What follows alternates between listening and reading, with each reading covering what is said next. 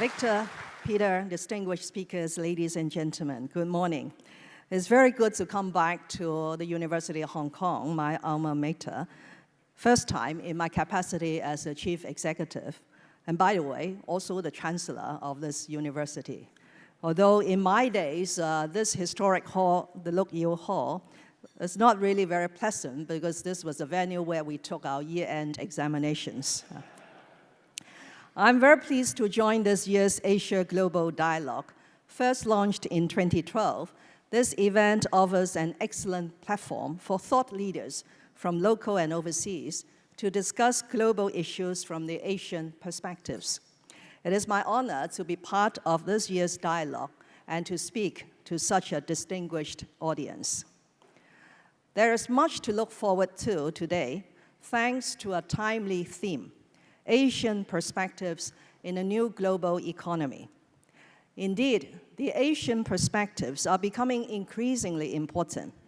For the past 25 years or so, Asia's economy has grown by around 6% a year, and several countries therein have become economic powerhouses. As a result, the world economy, at least in terms of GDP, is shifting east and south at an extraordinary speed. And many Asian enterprises have emerged, not only responding to their domestic populous markets, but also entering the competitive global stage. It is widely expected that Asia will continue to be the engine of global economic growth for the foreseeable future. Asia has attracted worldwide attention earlier this month as world leaders gathered in Da Nang, Vietnam, for the APEC Economic Leaders Meeting 2017. I represented Hong Kong, China at the meeting and had a fruitful discussion with the leaders under the theme of creating new dynamism, fostering a shared future. The APEC meeting was followed by the East Asia Summit and the ASEAN Summit held in the Philippines, and the many formal dialogue and informal exchanges between state leaders had, for a while, dominated the news domain. APEC members have a diverse profile, as it is not an easy task to find consensus among all, but we managed to do it in Vietnam in the form of a Da Nang Declaration of 11th November. In the declaration, the leaders expressed a determination to promote sustainable, innovative and inclusive growth, deepen regional economic integration, realize the full potential of the business sector, and enhance food security and sustainable agriculture. The Da Nang Declaration has provided much insight into how we should respond to a new global economy. But it is in the keynote address delivered by President Xi Jinping at the APEC CEO Summit that I find that Asian perspective clear and loud. Entitled "Seizing the Opportunity of a Global Economy in Transition and Accelerating Development of the Asia-Pacific," President Xi said that economic globalization has contributed to global growth and has become an irreversible trend.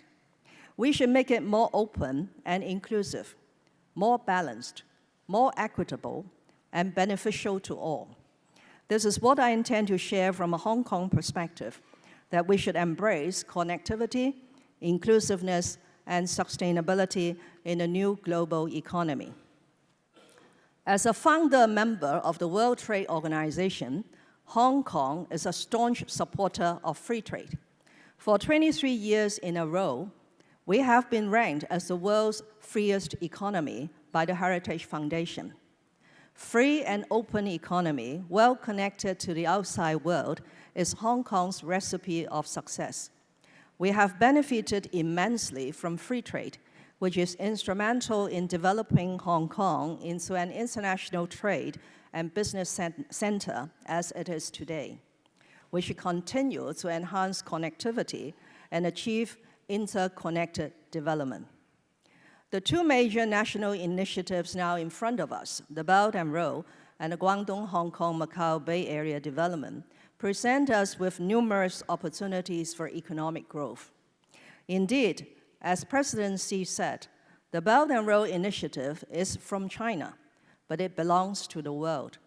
It is rooted in history, but is oriented towards the future. Hong Kong enjoys unique advantages in each of the 5 areas of connectivity under the Belt and Road Initiative, from financial services and trade practices to infrastructure and people-to-people bond. However, despite all the benefits free trade and connected development can bring, we do see recently some worrying signs of rising protectionism. Why would this happen? One reason could be that the gains brought by economic globalization have not been enjoyed by all, giving rise to social discontent, income disparity, and a growing sense of disconnect, especially between the government and the people, and particularly young people. It is tempting to blame free trade for such social problems, and protectionism may easily gain popularity. But the fundamental solution lies in making economic development more inclusive and delivering benefits to our people. Inclusive growth is highly relevant in the age of globalization. APEC leaders have therefore agreed to redouble the efforts to advance economic, financial, and social inclusion, with a vision to build an inclusive, accessible, sustainable, healthy, and resilient APEC community.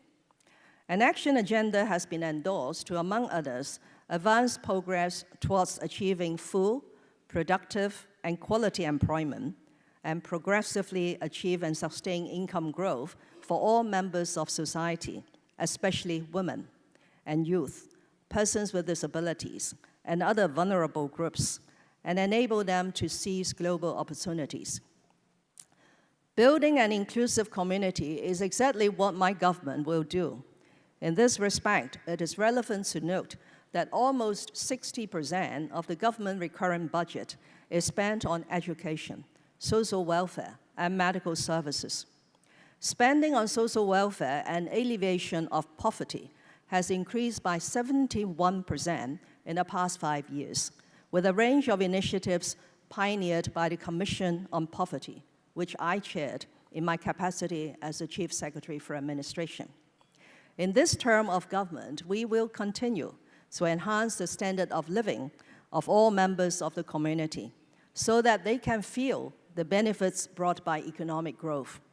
In particular, we will continue to inject the needed resources in areas ranging from education and training to social security and medical services, and will lower the profits tax rate for small and medium enterprises. These measures will enable society to better adapt to the changing economic environment. A concern for the natural environment and a commitment to sustainable growth should, in my view, be another important dimension of that Asian perspective. As a responsible global citizen, Hong Kong will actively tackle climate change pursuant to the Paris Summit. We have pledged to reduce carbon emissions, improve water quality, and reduce waste. Hong Kong is able to benefit from connected, inclusive, and sustainable growth in the past 20 years under one country, two systems. We enjoy unique advantages under one country, two systems. We are an international financial center and are universally acknowledged as among the best cities in the world of doing business. We have world-class logistics and communications infrastructure and a highly regarded services sector. And is all underpinned by the rule of law and an independent judiciary. It means that Hong Kong is the best platform for governments and companies along the Belt and Road and their infrastructure projects to seek capital. Our bankers, lawyers, arbitrators, accountants, architects, engineers, planners, project managers, insurers, marketing and communications experts are also capable of providing all the services these companies need in their projects. We are further enhancing Hong Kong's attractiveness by establishing more bilateral and multilateral ties with the mainland and overseas countries. One shining achievement is a free trade agreement signed earlier this month between Hong Kong and the 10 member nations of ASEAN, a key region in advancing the Belt and Road Initiative. Enhanced bilateral trade and investment relations with ASEAN can only mean more prospects for Hong Kong. That certainly includes helping ASEAN countries and companies find opportunities along the Belt and Road. Ladies and gentlemen, there is a pertinent saying that opportunities are reserved for those who have made preparation.